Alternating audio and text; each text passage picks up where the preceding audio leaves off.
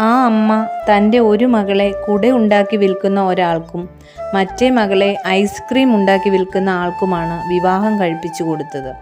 പക്ഷേ അന്നു മുതൽ അമ്മയ്ക്ക് ദുഃഖമാണ്. കാരണം മഴയുള്ള 6 മാസം മാത്രമേ കുടവിൽപ്പന നടക്കുന്നുള്ളൂ. ബാക്കി 6 മാസം തൻ്റെ മകൾ എങ്ങനെ ജീവിക്കും? അതുപോലെ തന്നെ ചൂടുള്ള 6 മാസം മാത്രമേ ഐസ്ക്രീമിന് വിൽപ്പനയുള്ളൂ. ബാക്കി 6 മാസം തൻ്റെ ആ മകൾ എങ്ങനെ ജീവിക്കും? ഇതാണ് അമ്മയുടെ ദുഃഖം. ഒരിക്കൽ ഈ അമ്മ ഒരു ദിവ്യനെ കാണാനിടയായി. അമ്മയുടെ ദുഃഖം കണ്ട ദിവ്യൻ കാര്യങ്ങൾ അന്വേഷിച്ചു. തുടർന്ന് ചോദിച്ചു, ഈ മക്കൾ എപ്പോഴെങ്കിലും അവരുടെ പ്രയാസം അമ്മയോട് പറഞ്ഞിട്ടുണ്ടോ? അമ്മ പറഞ്ഞു, പറയണമെന്നില്ലല്ലോ, നമുക്കറിയില്ലേ. അപ്പോൾ ദിവ്യന് മനസ്സിലായി അമ്മയുടെ ദുഃഖം കേവലം മാനസിക പ്രശ്നമാണെന്ന്.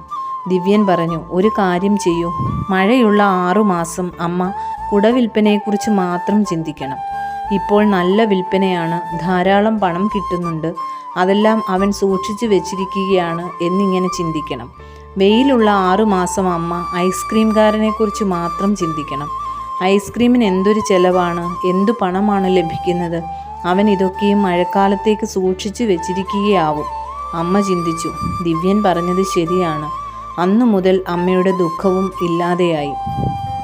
മിക്കവരുടെയും ജീവിത പ്രശ്നങ്ങൾ സാങ്കല്പികമാണ്. യാഥാർത്ഥ്യങ്ങളെ ശ്രദ്ധിക്കാതെ ഭാവന ചെയ്യുന്ന കാര്യങ്ങൾ യാഥാർത്ഥ്യമെന്ന് കരുതി ദുഃഖിച്ചും നിരാശപ്പെട്ടും മുന്നോട്ടു പോവുക.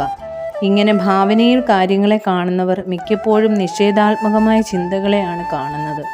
അവരുടെ ശുഭചിന്തകൾ തന്നെ യാഥാർത്ഥ്യങ്ങളോട് ബന്ധമുണ്ടായിരിക്കണമെന്നില്ല. മാത്രമല്ല അവർക്ക് യാഥാർത്ഥ്യങ്ങളെ കാണുവാൻ കഴിയുകയേയില്ല.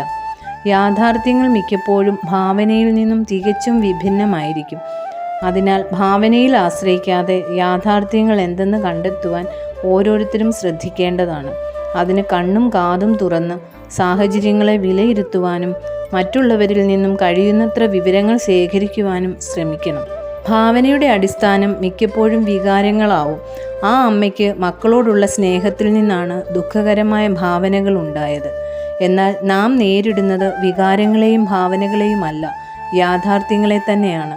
യാഥാർത്ഥ്യങ്ങൾ ചിലപ്പോൾ ഭാവന ചെയ്യുന്നതിലും കഠിനമായിരിക്കാം.